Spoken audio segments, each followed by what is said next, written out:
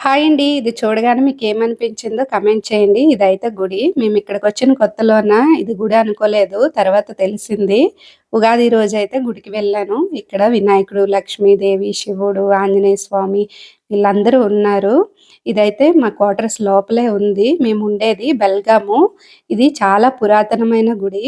ఈ గుడినైతే వినాయకుడి గుడినైతే 1632లోన స్థాపించారంట. ఇంత పురాతనమైన గుడి నేనసలు చూస్తాననుకోలేదు. ఈ రోజుల్లో చూడడం చాలా కష్టము. చూస్తున్నారు కదా 1632 చూడ్డానికి పెయింట్లు మార్చొచ్చు గానీ, కట్టడం మాత్రం చాలా పురాతనం. లోపలంతా వీడియో తీశాను. అది ఫుల్ వీడియోలో ఉంటది. కిందన ట్యాగ్ చేస్తాను. వెళ్లి చూడండి. చూసారు గదా! ఎంట్రన్స్ లోపలికి వెళ్ళడానికి కూడా ఒక మనిషి వెళ్ళే విధంగా అయితే ఉంది. ఇద్దరైతే వెళ్ళలేరనమాట. ఫుల్ వీడియో అయితే చూసేయండి. లైక్ చేయండి. సబ్స్క్రైబ్ చేసుకోండి.